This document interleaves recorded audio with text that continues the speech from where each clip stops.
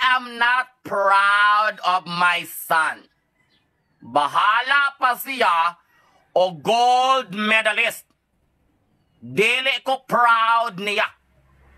Kay wala siya kahatag. Mag-unsa man ang iyang medal nga gold kung wala siya kahatag.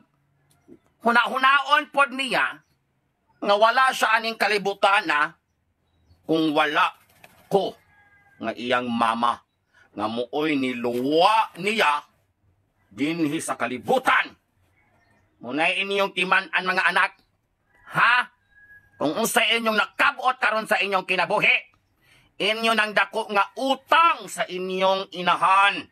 Kay kung wala mo giunto, kung wala mo giantusiam kabulan, kung wala mo gilugwa nining kalibutan, na dili ninyo makabot ang inyong nakabot karon.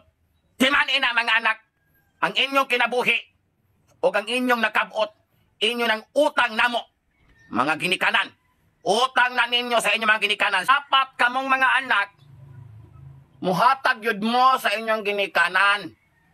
Kaya inyong kinabuhi, utang na ninyo sa amua. Naamoy dakong utang kabubuton. Ha? Sure ka, mother? Taro nga ba yung pinsada diya, day?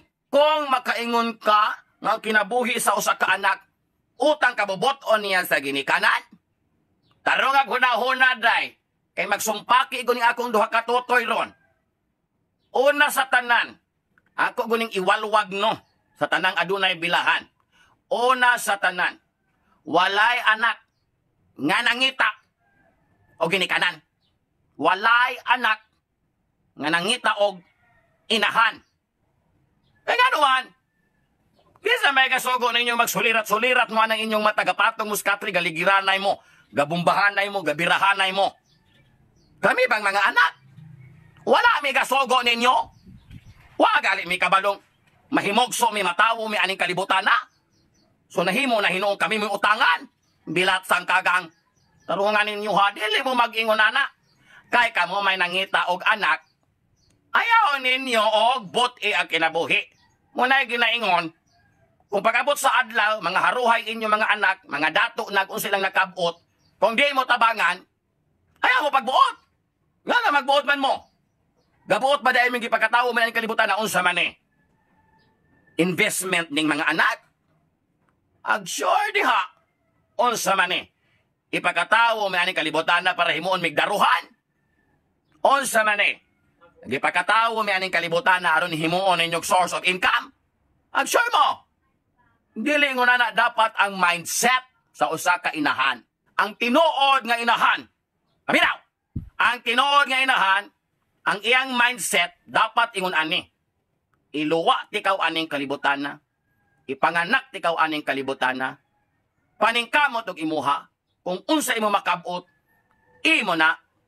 Kung imo ming balikan, imo ming tabangan, daghang salamat. Pero kung dili, wala may mabuhat. Naaman kay kaugalingon nga desisyon. Naaman kay kaugalingon nga kinabuhi. Dapat ingon ana. No, isulod ko man sa tutoy. Dili ninyo himuog daruhan ang inyong mga anak. Dili ninyo himuog investment ang inyong mga anak. Ayaw himo ang inyong mga anak og source of income. Manay ginaingon, miska ginikanan mo, inahan mo, dapat maningkamot gihapon mo sa inyong kaugalingon. Kaya dili man nagsamag, dili magpareho ang mga anak aning kinabuhia. Nay anak nga mulingi o ginikanan, nay mga anak, wala sila'y pakialam. Lagot ko. Kinsa may anak ng android inahan? Naaba di ay. Inahan may ng android anak. Kung ipakatawo, swerte. Kung wala, wala po may pakialam. Lagot ko ninyo. Ayaw gipamoy-boy ang inyong pagkaginikanan. Lagot ko ninyo. Laitan ako niya mga fallopian tube. Ay, sisumbag na akong tutoy panulay. Naay trending karon sa social media. Kay ang mama, niingon siya, nga wala siya nalipay sa iyang anak. Tungod kay wala ni hatag niya. Onya, Iya pa kong giingon nga. Kaning bataan di niya makabot ang iyang nakabot karon kung wala siya gipanganak aning kalibutan na. Unsa may imong ikasulti ani nga sitwasyon? Tubag! Ikaw ginikanan. Dili ka mamuygo sa imong anak kay ikaw nagapanganak niya. Oh. Atag siya salamat og dili iya ra man ang pangita, iya po ng kalipay, di ba? Di ta mga saba. Magulat ra tag mga tagsag dili. Oh. Kita ray mo serve gyapon nila hantod kamatayon. Ana. Wala na imo. Oh, Mo serve hangtod ra kamatayon. Dito